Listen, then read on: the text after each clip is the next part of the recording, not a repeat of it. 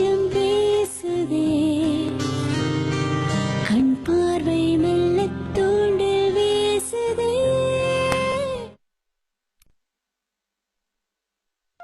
இனி இத்தொடரில் ராஜு கதாபாத்திரத்தில் இவருக்கு பதில் இவர் தோன்றுவார்.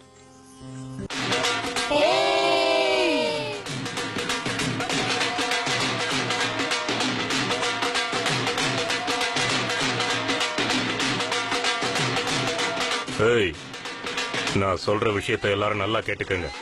என் பொண்ணு கல்யாணத்துல எந்த பிரச்சனையும் வரக்கூடாது. அதே மாதிரி வெளியாளு ஒருத்தன் கூட உள்ள வரக்கூடாது. இன்விடேஷனோட உள்ள வரவங்களும் எனக்கு தெரியாம வெளியே போக கூடாது. இத மீறி ஏதாவது தப்பு நடந்தது அவ்வளவுதான் சொல்லிட்டேன். ஒழுங்கா பாத்துக்கங்க. வாங்க வாங்க வாங்க வாங்க உள்ள வாங்க. All set.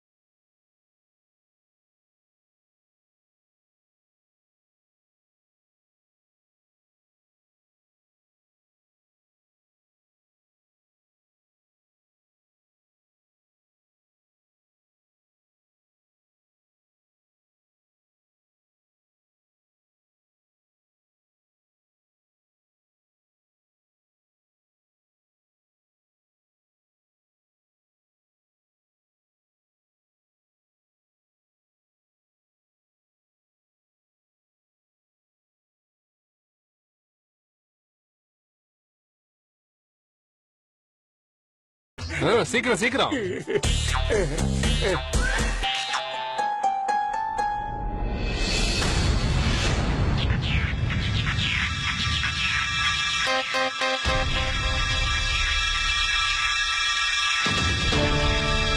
எல்லாம் சரியா இருக்கு. ஆமா, அந்த பாட்டி யாரு? ரஞ்சிதா தான் அவளுடைய பழைய டீச்சர்னு சொன்னா.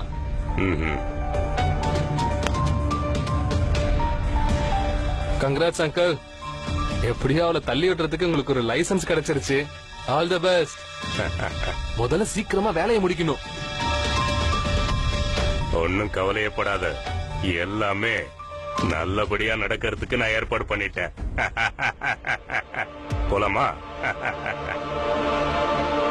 இன்னும் யாருக்காக வெயிட் பண்ணிட்டு இருக்கீங்க? ஐயர் எங்க போனாரு? சீக்கிரம் சீக்கிரம் வந்து ஆரம்பிங்க. எதுக்கு எல்லாத்துக்கும் இப்படி அவசரப்படுறீங்க? மாப்பிள்ள பொண்ணு ஒரு டான்ஸ்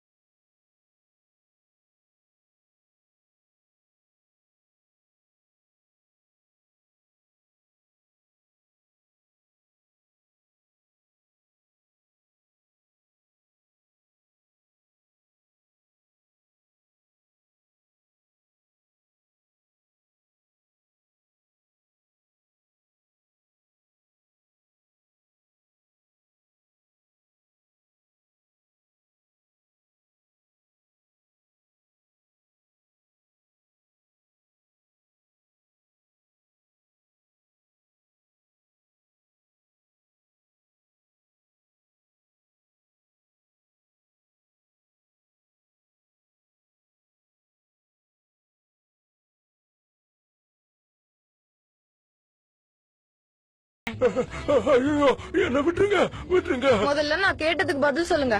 எப்படி எங்க ரஞ்சிதா அவங்க கிட்ட மயங்கினா? என்கிட்ட எல்லாம் அந்த பொண்ணு ஒண்ணும் மயங்கல. அவளோட அப்பா இறந்ததுக்கு அப்புறம் அவங்க அம்மா இன்னொரு கல்யாணம் பண்ணிக்கிட்டாங்க. அவன் கேட்ட பணத்தை கொடுத்து இந்த கல்யாணத்துக்கு சம்மதிக்க வச்சேன். நீங்க ரொம்ப புத்திசாலி. என்ன விட்டுருங்க. புரியல. விட்டுருங்க முடியல. தயவு செஞ்சு விட்டுருங்க.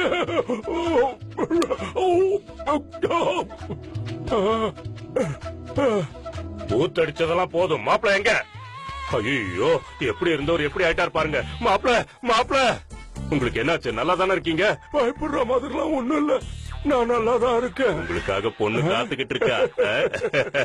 ஓம் அக்னியே ஸ்வாஹா அக்னியே இதன் நமஹா ஓம் வாயுஹே ஸ்வாஹா பாத்து, ஓம் மெதுவா வாம்மா. அக்னியே ஸ்வாஹா. நிறுத்துங்க.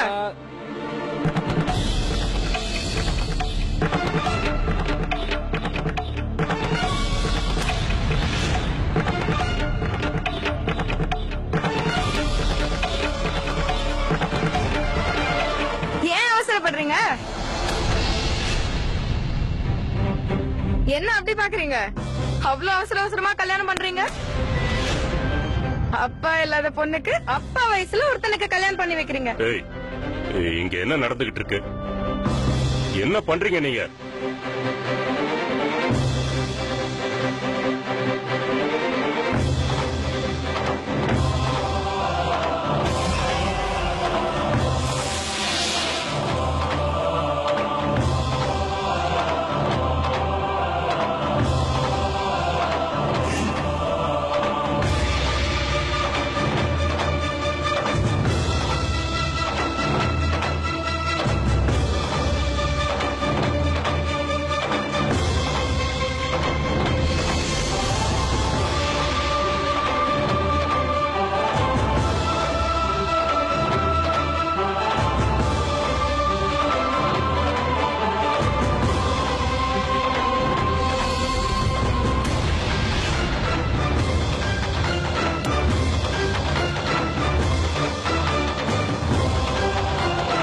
ஐயோ இந்த பொண்ணா? இவதான் டிவி சேனல்ல ரிப்போர்ட்டர் ஆச்சே. டிவி ரிப்போர்ட்டரா? ஐயோ மொத்தமா மாட்டிக்கிட்டோமே. பேசாமல் ரெண்டு நெஞ்சம் பிறை மெல்லத் தூண்டில் வீசுதே. என்னது இது? தலைக்கால் புரியாம ஒரு போட்டோவை கொடுத்திருக்கீங்க. சரியா போச்சு போங்க. நீங்க தான் போட்டோவை தலைகீழ பிடிச்சிருக்கீங்க. திருப்பி பாருங்க. போதும். இதுங்கெல்லாம் ஒரு மூஞ்சின்னு கொண்டு வந்திருக்கீங்க. போனது வந்தது எங்க தலையில கட்ட பாக்குறீங்களா? இந்த பொண்ணோட மூக்க பாருங்க. யானை தந்த மாதிரி இருக்கு. இதோ இத பாருங்க. எப்படி இருக்கா? இந்த பொண்ணு முகத்துல கண்ணு இருக்கானே தெரியல. நீங்களே பாருங்க. இவ்ளோ வெள்ளையா இருக்கா? வியாதி வந்த மாதிரி இருக்கா?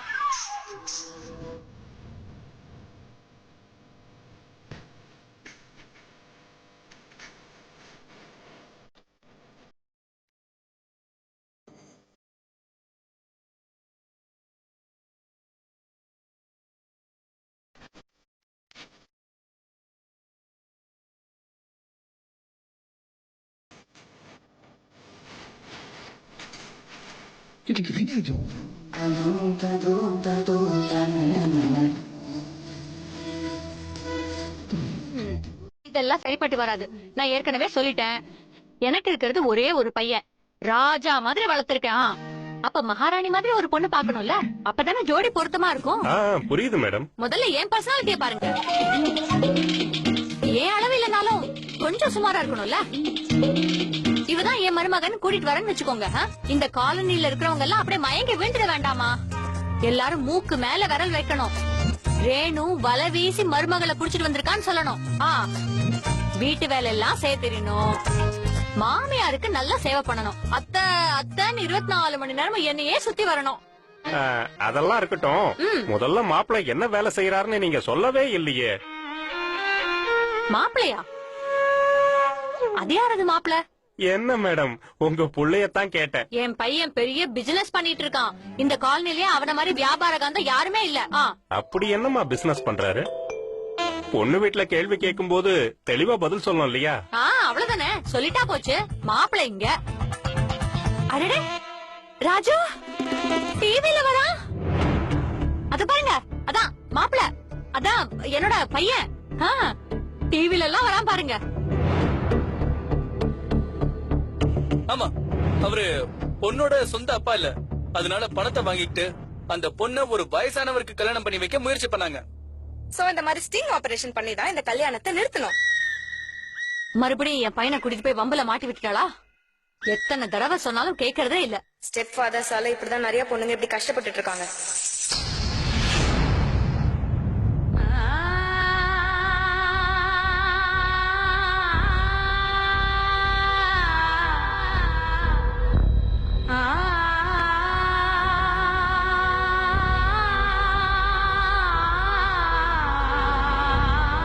சின்ன வயசுல நமக்கு நிறைய கதை சொல்லிருப்பாங்க. அம்மா இறந்ததுக்கு அப்புறம் சித்தின்னு வர்றவங்க குழந்தைங்களை எவ்வளவு கொடுமைப்படுத்துவாங்கன்னு நிறைய கேள்விப்பட்டிருக்கோம். ஆனா இந்த காலத்துல ஒரு குழந்தையோட அப்பா இறந்ததுக்கு அப்புறம் அந்த அம்மா இன்னொரு கல்யாணம் பண்ணிக்கிறதால இந்த மாதிரி நிறைய கொடுமை நடக்குது.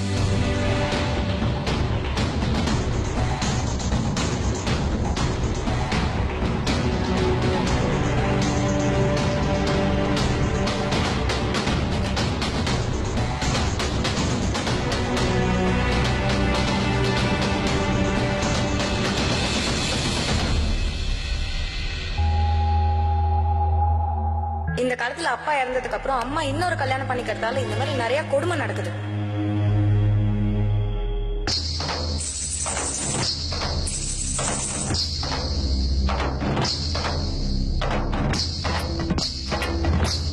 இது வரைக்கும் நிறைய காம்ப்ளிகேட்டட் கேசஸ் அண்ட் ஸ்கேண்டல்ஸ் பத்தி தான் நீங்க நம்ம சேனல்ல பாத்துப்பீங்க.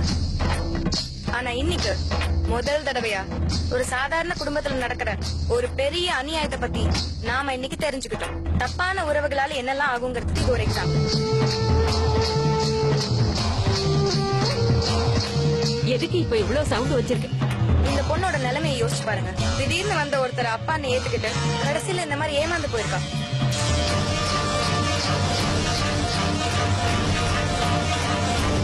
சவுண்ட கம்மி பண்ணு ரேணு. எல்லாருமே அவங்களுக்கு லாபம் வந்தா போதும்னு இருக்காங்க. இப்பேற்பட்டவங்க அவங்க பொண்ணு பத்தி யோசிக்கிறதே இல்ல. இவள விடுங்க, இவ அம்மாவோட நிலைமைய கொஞ்சம் யோசிச்சு பாருங்க. தன்னையும் தன் பசங்களையும் கண்டிப்பா கடைசி வரைக்கும் பாத்துப்பாங்கன்னு நம்பிக்கையோட தான் கண்டிப்பா மறுபடியும் இன்னொருத்தர கல்யாணம் பண்ணிக்கணுங்கிற முடிவுக்கு வந்திருப்பாங்க.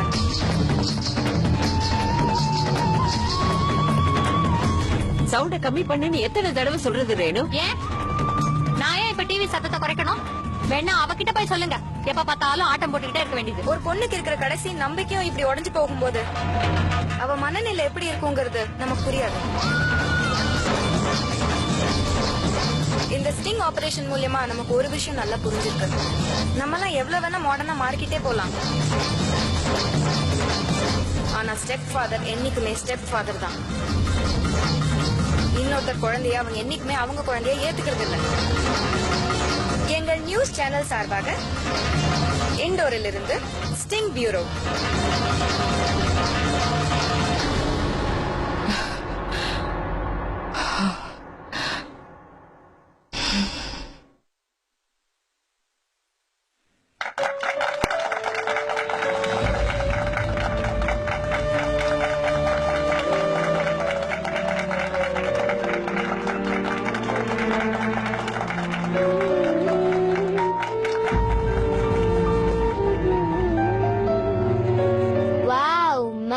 சூப்பரா இருந்தது. நாங்க எப்ப இந்த மாதிரி கத்துப்போம்? சீக்கிரம் கத்துக்கலாம். இன்னைக்கு கிளாஸ் முடிஞ்சிருச்சா?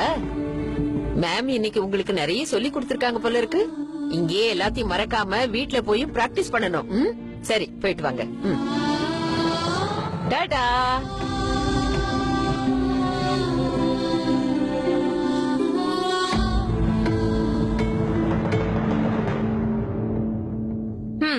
சரி, அதை விடுங்க. எவ்வளவு அழகா இருக்காங்க. ஹலோ சார், ரசிச்சது போதும். வேலையை பாக்கலாமா? தாராளமா சொல்லுங்க. பொண்ணு வீட்டுக்கு போய் இது வேணும் அது வேணும்னு நம்ம கேக்குற அளவுக்கு வச்சுக்க கூடாது. சரி, நான் ஒண்ணும் பெருசாலாம் எதிர்பார்க்கல. இருந்தாலும் அவங்களும் ஏதாவது பண்ணணும்ல. புரிஞ்சது.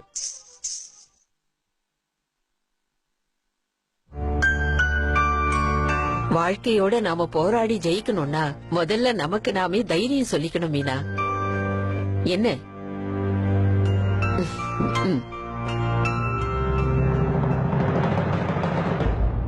எவ்வளவு நேரமா போன் பண்ணிக்கிட்டே இருக்கேன், எப்பவும் போல காலே எடுக்கல. ஹலோ, அந்த பொண்ணு யாருன்னு எனக்கு தெரிஞ்சாகணும். இந்த மாதிரி போனாலும் எப்படி ரிப்போர்ட்டரா வச்சிருக்கீங்க? டிவி நியூஸ் சேனல்ல இருந்தா என்ன வேணா பேசலாமா? இவங்க நினைச்சதெல்லாம் பேசுறதுக்கு மீடியா தான் கிடைச்சதா? சார், ஏன் இதை நீங்க பர்சனலா எடுத்துக்கிறீங்க? அவங்க நடந்த விஷயத்தை தான் மீடியால சொல்லிருக்காங்க. என்னது? நான் பர்சனலா எடுத்துக்கிறேனா? உங்களோட சேனல் ரிப்போர்ட்டர் தான் நடந்த அந்த ஒரு இன்சிடென்ட்டால உலகத்துல இருக்கிற எல்லா ஸ்டெப் பாத்தும் ஒரே மாதிரி சொல்லிருக்காங்க.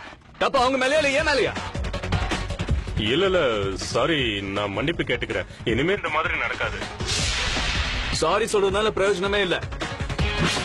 அந்த பொண்ணுக்காக என்கிட்ட மன்னிப்பு கேட்கிறேன். அதுவும் பப்ளிக் அப்பாலஜியா இருக்கணும். எல்லாம் நடக்கிறதே வேற, புரிஞ்சுதா?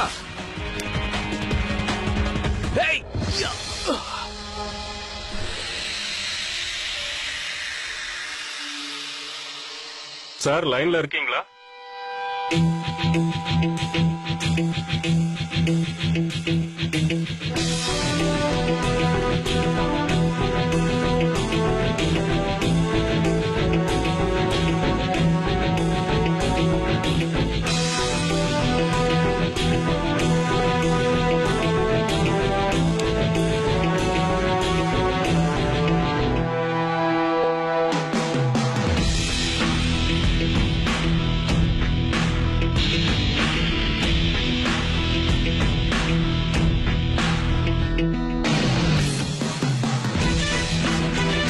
சார், ப்ராப்ளம்லாம் ஒண்ணும் இல்லல்ல?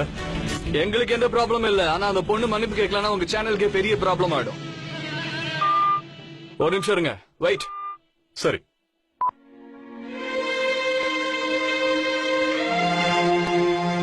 எஸ் டார்லிங், இதோ கிளம்பிட்டேன். நேரா உன்னை பார்க்க தான் வீட்டுக்கு வரேன். சீக்கிரமாவே வந்துடுறேன்.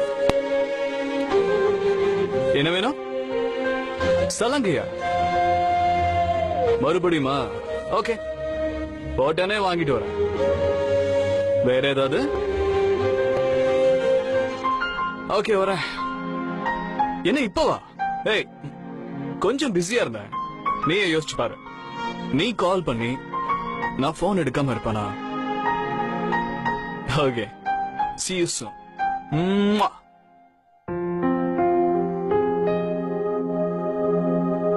Now don't waste my time, sort this out.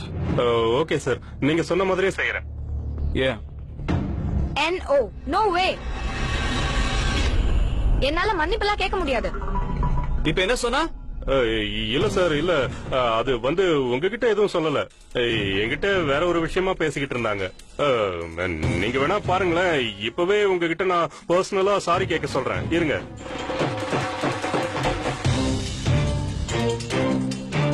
நீங்க சொன்னாலும் சரி, உங்க பாஸ் சொன்னாலும் சரி, நான் சாரி சொல்ல முடியாது.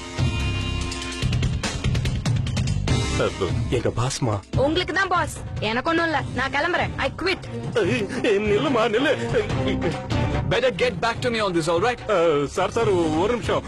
நான் பாத்துக்கிறேன், நீங்க கவலைப்படாதீங்க.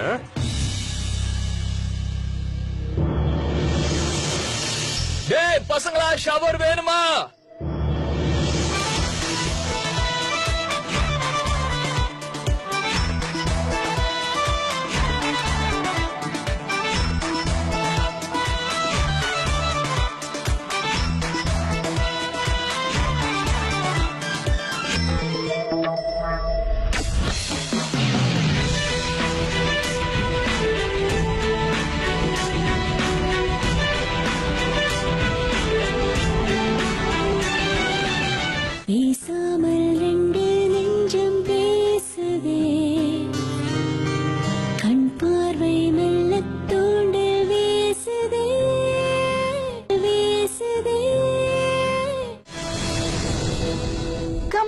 என்கிட்ட அவ்வளவு பணம் எல்லாம் இல்ல. நான் என்ன அவ்வளவு சேலரியா வாங்குறேன்? சரி, எனக்கு கொஞ்சம் சரப்பம் போல இருக்கு. பேசாம ஒண்ணு பண்ணு, இத சும்மாவே வச்சுக்கோ. என் கிஃப்ட். ரியலி? ரியலி? ஆனா இத யார்கிட்டயும் சொல்லிடாத. That's so sweet. உன்னோட நம்பர் தரேன்னு சொன்னியே. வா போலாம். ஏய், இரு, என் பேக். அப்புறம் பேசலாம். என்னாச்சு? இருங்க, போனை கொடுக்குறேன். இருங்க. இங்கதான் இருக்கியா? ஏய் சார் கூப்பிடுறாரு, இரு. நீ வா போலாம். சாரி மட்டும் சொல்லிடுமா. என்னால யார்கிட்டயும் மன்னிப்பு கேட்க முடியாது. மன்னிப்பா? ப்ளீஸ்மா புரிஞ்சுக்க. இவங்க தான் நமக்கு சம்பளம் கொடுக்கறவங்க. நம்ம சேனலோட ஃபவுண்டேஷன். நம்ம சேனல்ல நிறைய இன்வெஸ்ட் பண்ணிருக்காங்கல்ல, அவங்க நமக்கு கடவுள் மாதிரி. நமக்கு இல்ல, உங்களுக்கு கடவுள் மாதிரின்னு சொல்லுங்க. ஏன்னா நான் இங்க இனிமே வேலை செய்யறதா இல்ல. What is this nonsense? நான் சொல்ற விஷயத்தினால அவருக்கு ப்ராப்ளம்னா அது என்னோட ப்ராப்ளம் இல்ல. ஏய், என்னது வேலையை விட்டுட்டியா? என்னம்மா நீ கொஞ்சம் கூட புரிஞ்சுக்காம பேசுற? ஜஸ்ட் 2 வார்த்தை தானே, சாரி சொல்லிடுமா. முடியாது. இப்ப என்ன பண்றதா இருக்கீங்க? என்ன சார், நீங்களே இப்படி பேசலாமா? Reporter should be honest, should be fearless. எவ்வளவு சொல்லிருக்கீங்க, மறந்துட்டீங்களா? இல்ல அதெல்லாம் இருக்கட்டும். ஆனா தப்பு நம்ம மேல தானே. ரிப்போர்ட்டிங் விஷயத்தை விட்டுட்டு பர்சனலா பேச ஆரம்பிச்சுட்ட. அத உன்னால இல்லன்னு சொல்ல முடியுமா?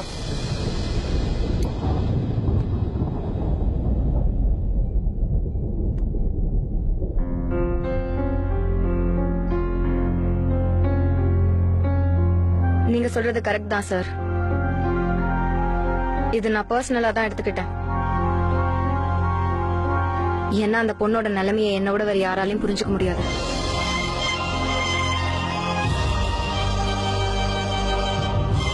நான் பாத்திருக்கேன் சார், இன்னைக்கும் பாத்துட்டு தான் இருக்கேன்.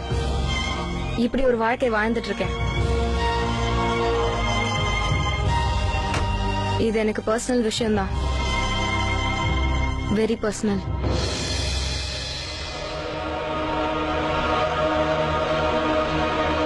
சாரி.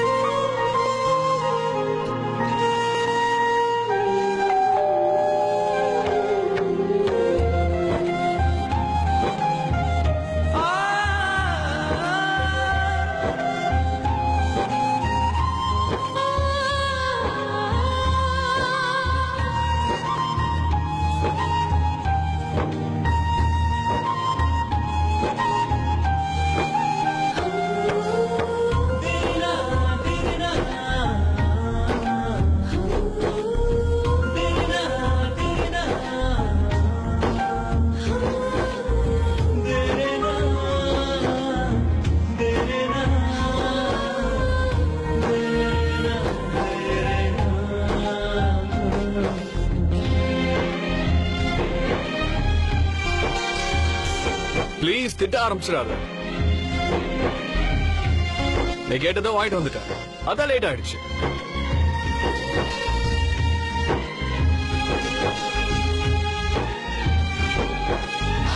ஆனா எப்ப போன் பண்ணாலும் ஏன் உன் நம்பர் எப்பவும் பிஸியாவே இருக்கு? வேற ஒரு அஃபேர் போயிட்டு இருக்கு. ஹலோ, இந்த விளையாட்டெல்லாம் வேண்டாம்.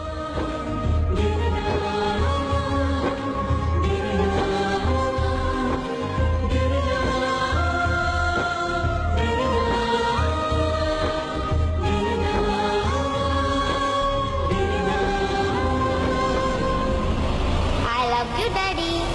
I love you, Daddy. I love you, Daddy.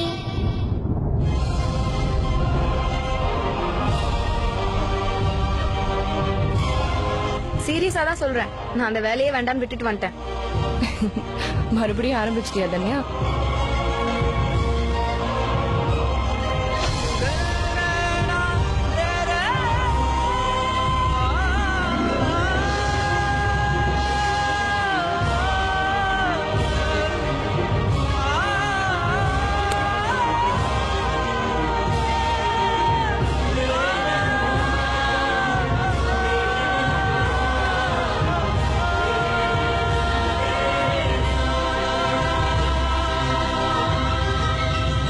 பேசாமல் ரெண்டு நெஞ்சம் பேசுதே, கண் பார்வை நெஞ்சம் பேசுதே powered bye prestige anything for anything exchange இணைந்து